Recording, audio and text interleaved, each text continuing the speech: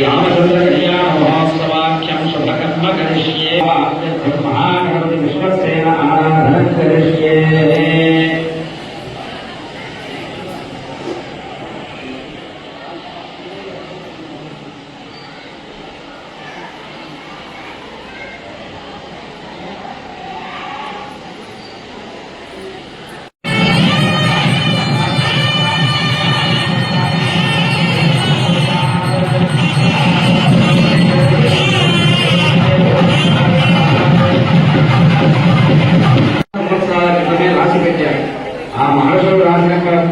ప్రకారమే మనం ఈరోజు ఆంధ్రప్రదేశ్లో ఉండేటువంటి వారు దేవగా సాన్నిధ్యం మన భూమిలో ఎట్లా ఉంది అనేటువంటి విషయాలంతా కూడా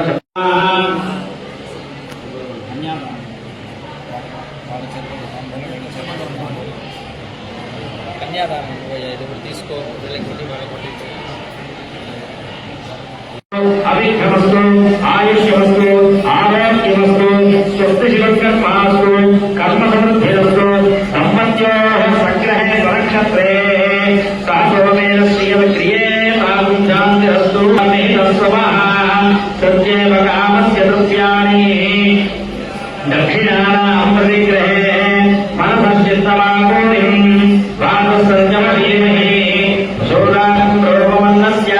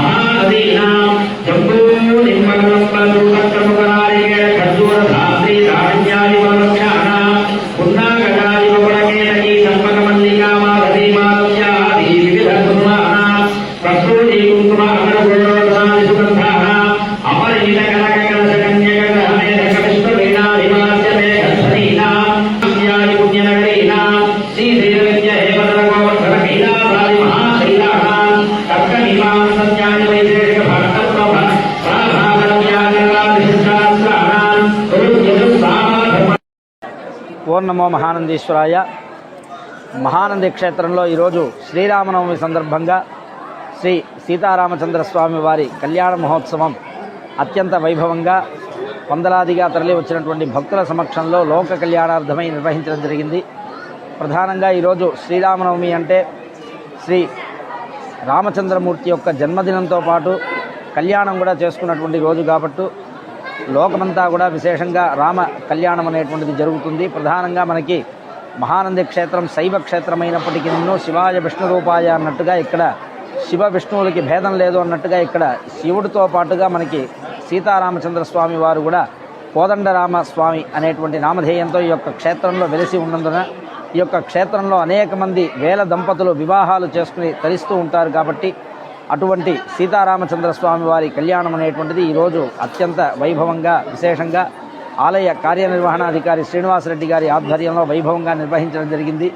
భక్తులు కూడా విశేషంగా పాల్గొని ఇక్కడ ఈరోజు వడపప్పు పానకం ప్రసాదాలు అన్నీ కూడా స్వీకరించి స్వామివారి కళ్యాణాన్ని సంపూర్ణంగా దర్శించి భక్తులందరూ కూడా తరించారు. కాబట్టి ఈ యొక్క రామ కళ్యాణ ఫలం అనేటువంటిది మన రాష్ట్రము దేశమునకంతా కూడా కలిగి రాబో సంవత్సరంలో ఎటువంటి దుర్భిక్షములు లేకుండా అంతా కూడా సుభిక్షంగా ఉండాలి అనేటువంటి లోక కళ్యాణ సంకల్పంతో ఈ యొక్క కళ్యాణ మహోత్సవం నిర్వహించడం జరిగింది.